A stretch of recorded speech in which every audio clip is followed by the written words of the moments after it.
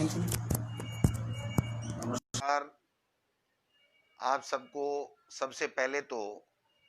इस कोरोना वैश्विक महामारी और कोरोना संक्रमण से लड़ने के लिए सबका बहुत बहुत धन्यवाद कि बहुत ही सुंदर तरीके से आप सबने इस कोरोना महामारी संक्रमण को हराने के लिए सब लोगों ने काम किया। प्रदेश के लोगों ने, चाहे वो युवा वर्ग हो, चाहे वो हमारे शिक्षक साथी हों, चाहे नौजवान हों,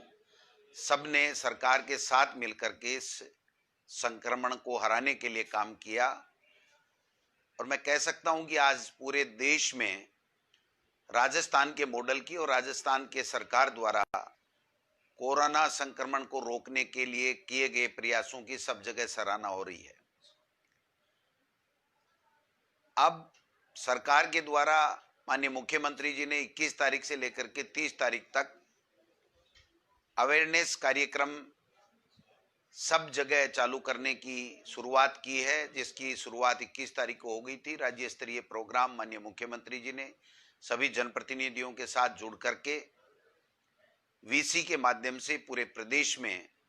जागरूकता अभियान का शुभारंभ किया। हम सब मंत्री जनप्रतिनिधिगण भी अपने अपने क्षेत्र में जनता को इस संक्रमण से बचाने के लिए, लोगों को संक्रमण से बचाने के लिए जन जागृति अभियान अवेयरनेस कार्यक्रम चलवा रहे हैं, जिसमें आप सबका सहयोग अपेक्षित है। सब लोगों से अपील करना चाहूंगा कि मास्क लगा करके रखें, 2 गज की दूरी बना के रखें, लोगों को समझाएं कि इस संक्रमण से डरने की आवश्यकता नहीं है, लेकिन बचाव की अति आवश्यकता है। इससे बच करके रहें। जो संसाधन सरकार ने इस 2-3 महीने में लॉकडाउन के दौरान उपलब्ध कराए हैं, मैं समझता हूं इससे काफी प्रदेश के लोगों को फायदा हुआ है। ये संक्रमण कब किस तरीके से कब तक चलेगा, कैसा रूप लेगा, ये किसी को पता नहीं है, इसलिए बचाव ही इसका उपाय है। लेकिन इस कोरोना संक्रमण के जो आपदा आई उसमें हम सब ने झेली है, लेकिन हमारे युवा बेरोजगार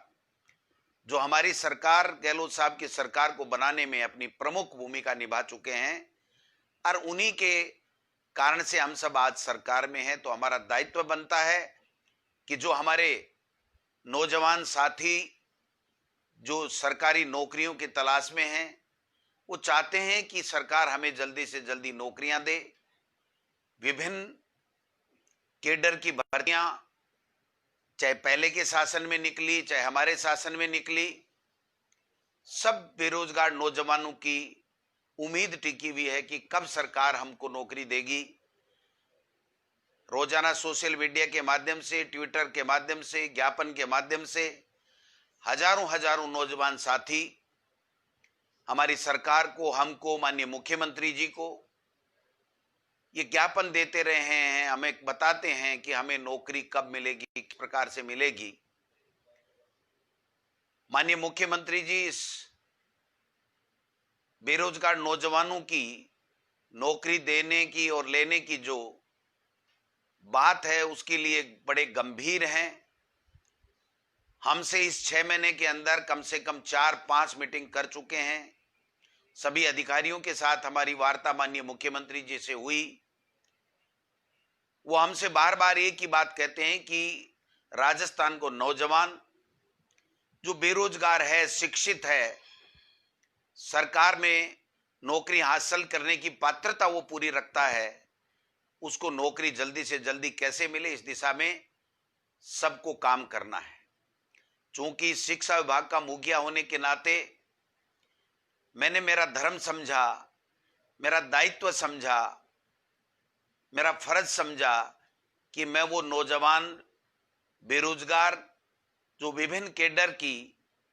नौकरियां लेने के लिए अपने आप को पात्र साबित कर चुके हैं या पात्र होने के लिए अपनी मेहनत कर रहे हैं,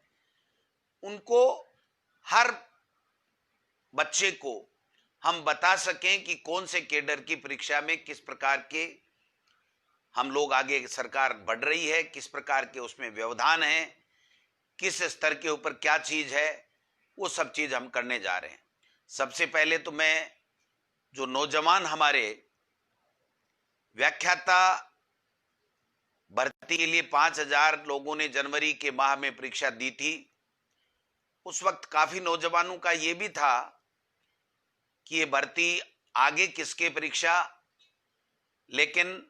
1.5 साल से ये भर्ती आगे खिसक रही थी। विद्यालयों में हमारे बच्चों को पढ़ाने के लिए व्याख्याताओं की आवश्यकता थी,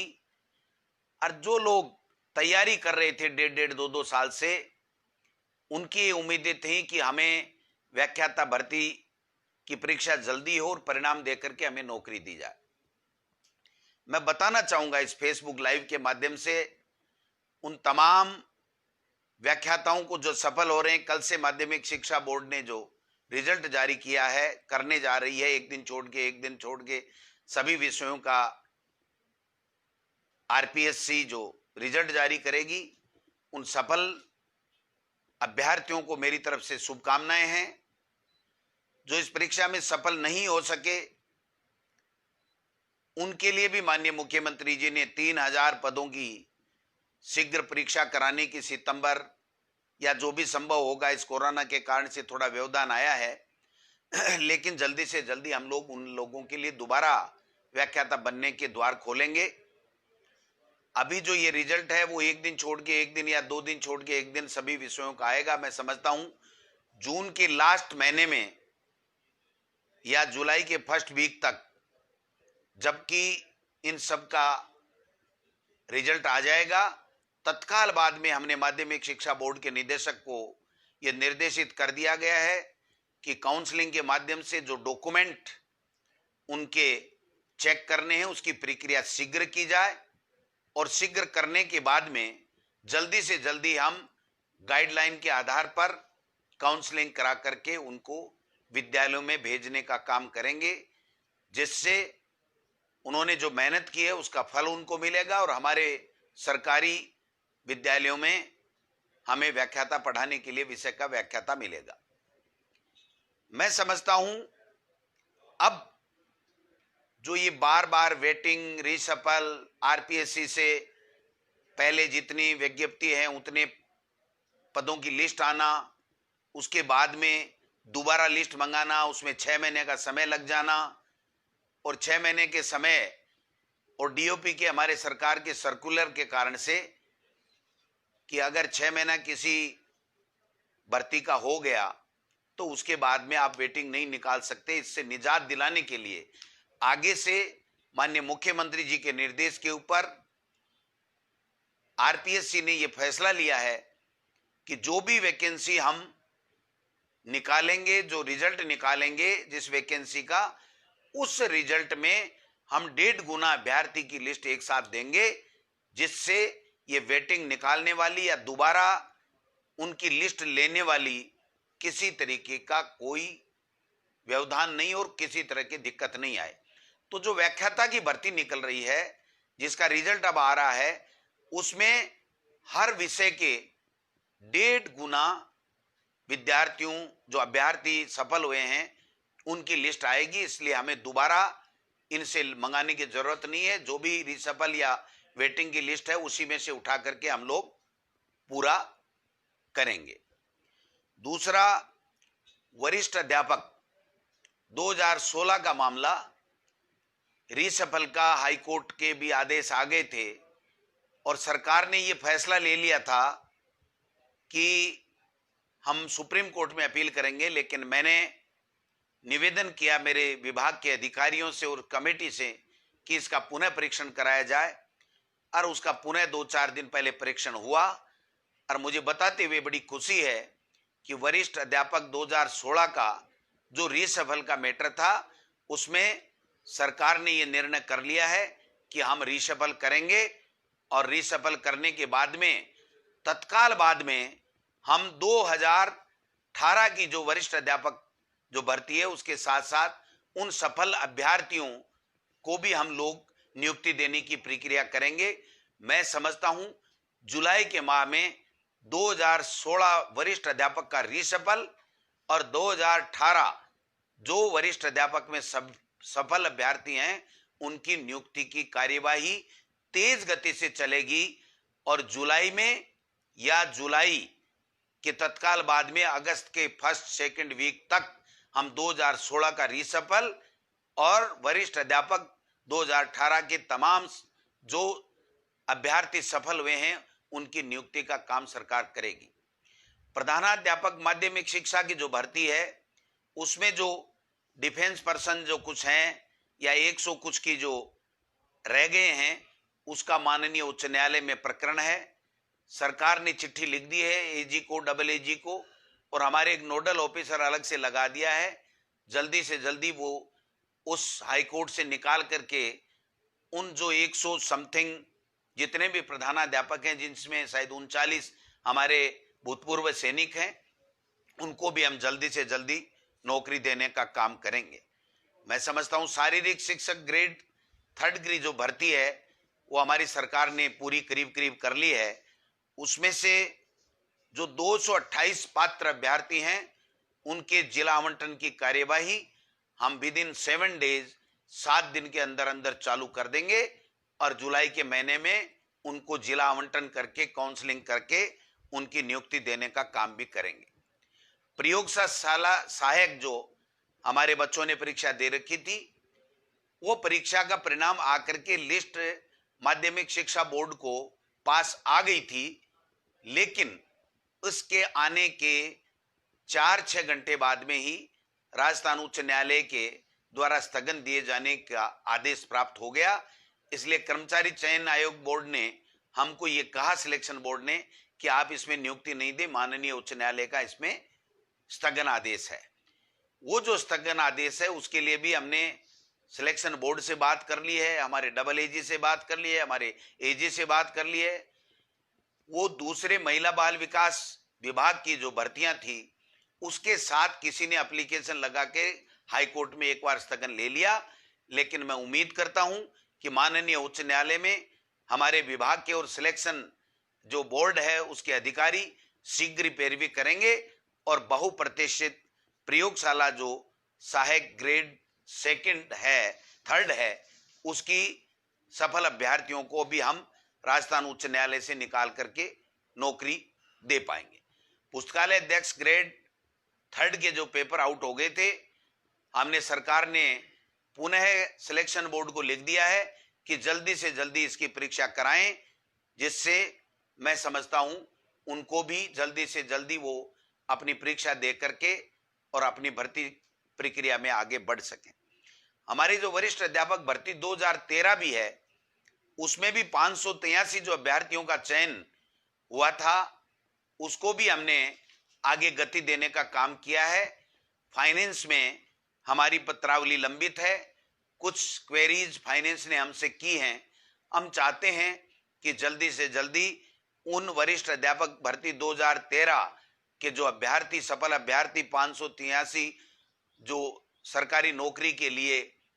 अपना प्रयास कर रहे हैं उनको भी हम जल्दी से जल्दी अच्छे परिणाम देने की ओर आगे बढ़ रहे हैं। मैं उम्मीद करता हूं कि वो भी हम सफलता मिलेगी और उन बच्चों को भी नौकरी सरकार देगी। शिक्षक भर्ती जो L2 2016 है उसके लिए चूंकि जो कमेटी बनी होती है अपील करने की और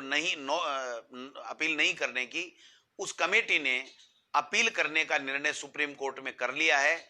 जिसमें मंत्री का कोई रोल नहीं होता, मुख्यमंत्री का कोई रोल नहीं होता है। फाइनेंस, लीगल विभाग की सचिव वगैरह की पूरी कमेटी बनी होती है और वो कमेटी मेरिट और सरकारी नियम और डीओपी के सर्कुलर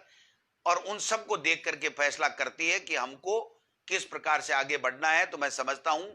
एसएलपी का निर्णय जब जल्दी आएगा तो उसके बाद में हम लोग उनके लिए भी आगे बढ़ने का काम करेंगे। जो विशेष शिक्षक भर्ती 2018 है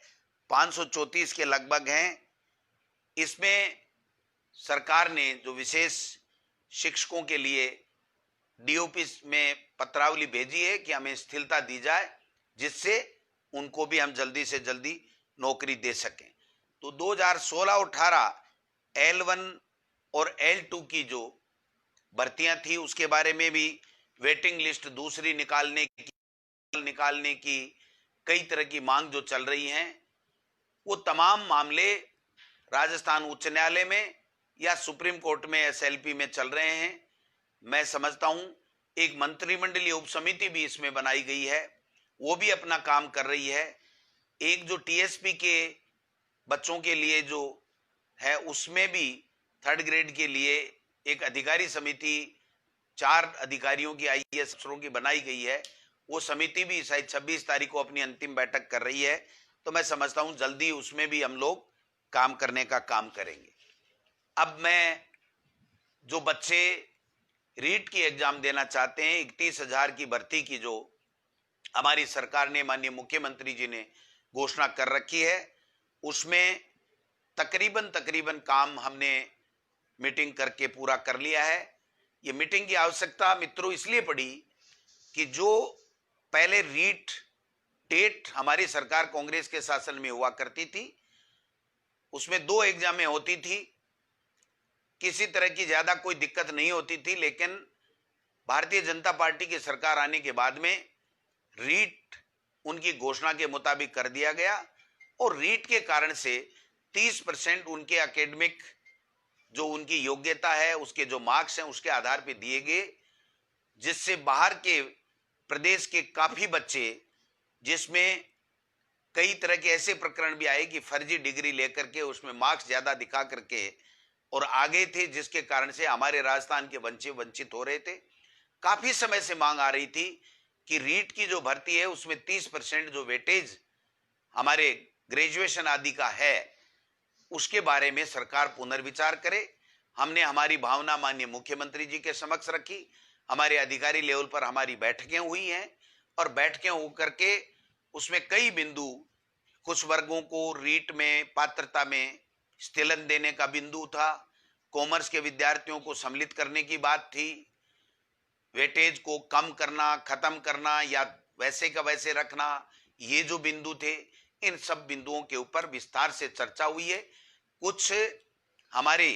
जो एनसीटी की गाइडलाइन है उसके मुताबिक कुछ चेंजेज हमें, कॉमर्स के विद्यार्थियों को अगर हम शामिल करेंगे तो उसमें कुछ चेंजेज करने पड़ेंगे। अगर हम वेटेज को वाले मुद्दे को दूसरे तरीके से अगर हम करना चाहेंगे तो भी हमें पंचायती राज एक्ट में रूल्स में जो संशोधन करना पड़ेगा। उसके लिए ऊपरी स्तर पे, उच्च स्तर के ऊपर काफी विचार विमर्श हुआ है। अंतिम जो उसमें प्रक्रिया में चल रही है ये मामला, और जल्दी से जल्दी इसमें फैसला करने के उपरांत जो रीट का फाइनल सिलेक्शन थर्ड ग्रेड के टीचर का है, उसकी प्रक्रिया क्या होगी, उसका जल्दी ही निस्तारण किया जाएगा। आप निश्चिंत रहें, सरकार ये चाहती है कि हमारे बेरोजगारों को नौकरी मिले, लेकिन गहलोत साहब की ये इच्छा है कि नौकरियां, भर्तियां कोर्टों में नहीं अटके। उससे पहले आप जितनी तैयारी करनी है कर लीजिए, लेकिन जब कोई बच्चा तैयारी करके एग्जाम देता है और उसको अगर तैयारी के लिए हम लोग तैयारी के साथ में वो एग्जाम देने के बाद में अगर कोर्टों में कहीं उलझ जाता है, तो मैं समझता हूं वो दिक्कत वाली बात होती है। तो हमने प्रयास किया है कि हम जल्दी से जल्दी इस दिशा में आगे बढ़ें और कोर्ट में हमारा कोई मामला नहीं जा पाए, इस दिशा में हम लोग काम कर रहे हैं। बाकी जितने भी भर्तियां हैं उनके बारे में सब में मैंने आपको बताया है, पीटीआई का बताया है। जल्दी हम 228 का जिला आवंटन कर रहे हैं। प्रधानाध्यापक के लिए हमने हाई कोर्ट में कह दिया है, जो हमारे वरिष्ठ अध्यापक हैं 2016 का रिशफल हम करेंगे, 2018 को जल्दी हम नियुक्ति देंगे। जो कनिष्ठ सहायक जो लिपिक हैं, एलडीसी की जो भर्ती है, उसमें हमने जिला आवंटन की प्रक्रिया को पूरा कर लिया है और जो कैलेंडर दिया है उसके मुताबिक हम लोग आगे बढ़ रहे हैं और जल्दी जुलाई के महीने में भी हम लोग उनको नौकरी देंगे। मैं समझता हूं समय समय पर हम सब लोग इन चीजों की चर्चा करें और चर्चा करने के उपरांत हम लोग पारदर्शिता के साथ में, हमारी सरकार माननीय मुख्यमंत्री चाहते हैं कि पारदर्शिता से हम सारी चीजें बताएं। जो शिक्षक भर्ती 2012 है, उसके लिए भी जो पंचायती राज की भर्ती थी जिला परिषदों के माध्यम से हुई थी, उसमें भी पंचायती राज के अधिकारी और उनकी जो लीगल की, डीओपी की, फाइनेंस की कमेटी बनी हुई थी, उन्होंने एसएलबी करने का निर्णय ले लिया। चूंकि वो एक कमेटी होती है जो संविधान में उनको अधिकार प्राप्त है, उनको फैसला करना होता है कि अपील होगी या हम नोट अपील होगी, तो वो भी कर दिया गया है। बाकी जितने भी भर्तियां हैं जल्दी से जल्दी करेंगे। 31,000 टीचर्स की जो आपकी रीट की एग्जाम है, जो उसको भी हम जल्दी, इसको अंतिम फैसला करने के बाद में हम लोग इस कोरोना महामारी से हम लोग निकल जाएं, क्योंकि कई जो पढ़ने वाले बच्चे हैं वो कोचिंग में पैसा जमा करा चुके। कोचिंग के कारण से उनका भी ये बात बार बार ज्ञापन से आता है कि साहब जब तक कोचिंग नहीं खुले तब तक आप अगर रीड कराओगे तो हम पहले वाले जो कंपटीशन में जो लोगों ने तैयारी करके दी उससे हम पिछड़ जाएंगे। लेकिन मैं आपको आश्वस्त करना चाहता हूं कि हम इस भर्ती को डिले नहीं करना चाहते। ज्ञापन देना अलग बात है, निर्णय करना अलग बात है। माननीय मुख्यमंत्री जी ने ये स्पष्ट निर्देश हमारे विभाग को दिया है कि जल्दी से जल्दी 3rd ग्रेड के जो टीचर्स हैं उनके लिए रीट की जो एग्जाम है उसको आप जल्दी कराइए। हमारे व्याख्याता जो 5,000 की जल्दी से जल्दी भर्ती कीजिए, और जो बाकी शेष 3,000 की घोषणा माननीय मुख्यमंत्री जी ने कर रखी है उसके लिए भी हमने प्रक्रिया चालू कर दी है। डीपीसी हम लोग करवा रहे हैं, ऊपर से लेके नीचे तक की सबकी हम लोग डीपीसी करवा रहे हैं। 2nd ग्रेड वालों को दोनों 16 और 18 का हमने निर्णय ले लिया और जल्दी से जल्दी इनको नौकरी मिल रही है। मैं समझता हूं बहुत अच्छे तरीके से आप लोगों ने कोरोना में सबको बचाने का जो काम किया है, जो मेहनत कर रहे हैं, जो आप अवेयरनेस जागरूकता फैला रहे हैं, उसमें आप काम कीजिए। और मैं एक बात और मेरे नौजवान साथियों से करना चाहता हूं कि हमें किसी तरह का कोई मुगालता हमारी सरकार को नहीं है कि आपकी वजह से, आपकी मेहनत की वजह से और आपसे जो वादे किए हैं उसके मुताबिक हम काम कर रहे हैं। आपके कारण से हम सरकार में आए हैं। तो हमारी और हमारी कांग्रेस की सरकार की पहली प्राथमिकता है कि हम आपको जल्दी से जल्दी नौकरियां दें, आपके लिए नौकरियों के लिए वातावरण निर्माण करें, और हाई कोर्ट में हम मजबूती के साथ में पैरवी करें, सुप्रीम कोर्ट में हम मजबूती के साथ में हमारे नौजवान साथियों को नौकरी देने के लिए पैरवी करें। लेकिन चूंकि जो संवैधानिक व्यवस्थाएं बनी हुई हैं उस व्यवस्थाओं में मंत्री का या मुख्यमंत्री का जिस स्तर पे रोल हो सकता है उस स्तर पे हम हमारा रोल अदा कर सकते हैं। लेकिन जो कॉन्स्टिट्यूशनल जो कमेटी बनी होती है जिसको अपील करने या नहीं अपील करने का जो अधिकार है वो अधिकार उन्हीं को प्रदत्त है, उसमें हम कोई किसी तरीके का नहीं कर सकते। तो मैं समझता हूं इसलिए जो अपील करना नहीं करना इसमें हमारा मंत्री का या मुख्यमंत्री का रोल नहीं होता है। इसलिए ये आपको कुछ लगता होगा थोड़ा बहुत कि साहब ये अपील क्यों करते हैं, हमको नौकरी क्यों नहीं देते हैं। आप समझने की चेष्टा करें, हम बराबर उनसे सलाह करते हैं, हम बराबर उनको गाइडेंस देते रहते हैं, हम बराबर उनसे पूछते रहते हैं कि कौन सी भर्ती की। मैं आपको आश्वस्त करना चाहता हूं कि माननीय मुख्यमंत्री अशोक गहलोत की सरकार हमारे प्रदेश के बेरोजगारों को जो नई नौकरी प्राप्त करना चाहते हैं, 3rd ग्रेड के टीचर की एग्जाम देना चाहते हैं, उनके लिए इस प्रकार की व्यवस्था करना चाहती है कि कोर्टों में भर्तियां नहीं अटके और हमारे राजस्थान के नौजवानों को ज्यादा से ज्यादा संविधान में जो अधिकार दिए हुए हैं उसके तहत उनको नौकरियां मिले और 2nd ग्रेड के बच्चों को भी मिले। और हमारे जब स्कूलें खुले तो हमें व्याख्याता 2nd ग्रेड 3rd ग्रेड सब टीचर मिले, तो हमारे गरीब का गांव ढाणी में बैठा हुआ गरीब का बच्चा भी अच्छे तरीके से अपने बच्चे को सरकारी स्कूल में बिना किसी फीस के पढ़ा सके। इस तरह की व्यवस्था हम लोग करने जा रहे हैं। आपने जो कोरोना में काम किया है उसके लिए बहुत अच्छी बात है। जो एलडीसी भर्ती है 2018, इसके लिए भी हमने डीओ को जो फार्म है वो जिले वाइज हम जल्दी आज या कल में ही भेज देंगे और जल्दी जो टाइम शेड्यूल दिया गया है उसके मुताबिक हम लोग आगे बढ़ेंगे। तो आप सबको बहुत बहुत नमस्कार। धैर्य बनाए रखें। सरकार आपके द्वारा बनाई हुई है, आपकी सरकार है, आपके कल्याण के लिए, आपकी वैभूति के लिए, आपके विकास के लिए, आपकी प्रगति के लिए कार्य कर रही है। माननीय मुख्यमंत्री जी का हमेशा एक ही बात रहती है कि बेरोजगार नौजवानों को जल्दी से जल्दी नौकरियां दे, इस दिशा में प्रत्येक विभाग काम करे। और शिक्षा विभाग की तो कम से कम इस 12 महीने में 10 से भी ज्यादा बैठकें इस भर्तियों को लेकर के माननीय मुख्यमंत्री जी ले चुके हैं। इसलिए मैं आश्वस्त करना चाहता हूं कि आप निश्चिंत रहें, आपके लिए हमारा विभाग, मैं, हमारी सरकार, हमारे मुखिया माननीय मुख्यमंत्री जी पूरी तरीके से चिंतन कर रहे हैं और निश्चित रूप से जल्दी हम लोग इन भर्तियों को लेकर के आगे बढ़ेंगे। मैं समझता हूं आप सबने मेरी भावनाओं को समझा होगा। आपकी जो भावनाएं हम रोजाना समझते हैं, ट्विटर के माध्यम से हमें कड़वे वचन पढ़ने को भी मिलते हैं, लेकिन ये आपका अधिकार है, ये आपका हक है। आपने हमको बनाया है, आपने हमारी सरकार बनाई है, और मैं तो कम से कम आपको ये कहना चाहता हूं कि मैंने 5 साल आपके मुद्दे उठाए हैं। जब बीजेपी की सरकार थी तो प्रत्येक मुद्दे से मैं वाकिफ हूं, आपके दर्द को मैं जानता हूं, लेकिन मेरी अपनी सीमाएं हैं कि मंत्री का जहां जिस रूप में रोल होता है, मुख्यमंत्री का जिस रूप में रोल होता है, उसमें हमेशा एक ही बात रहती है कि हम हमारे नौजवान बेरोजगारों को जल्दी से जल्दी कैसे नौकरियां दें। इसलिए आप आश्वस्त रहें, रीट भी जल्दी होगी, सेकंड ग्रेड का रिसिपल भी जल्दी होगा, सेकंड ग्रेड की ज्वाइनिंग भी जल्दी होगी और व्याख्याता की ज्वाइनिंग भी जल्दी होगी। जो ही आरपीएससी से हमारे को लिस्ट मिल जाएगी, डॉक्यूमेंट चेक करने के बाद में हम लोग देंगे, और एलडीसी की भर्ती हम जल्दी से जल्दी करने ही जा रहे हैं। तो ये जो खुशखबरी आपको मैं सुना रहा हूं, मैं समझता हूं आप जल्द इस भावनाओं को, सरकार की भावनाओं को समझेंगे और सरकार का सहयोग इस कोरोना संक्रमण को रोकने के लिए, लोगों को बचाने के लिए कि संक्रमित नहीं हो, इसमें लगाएं निश्चित रूप से। जय हिंद, जय भारत।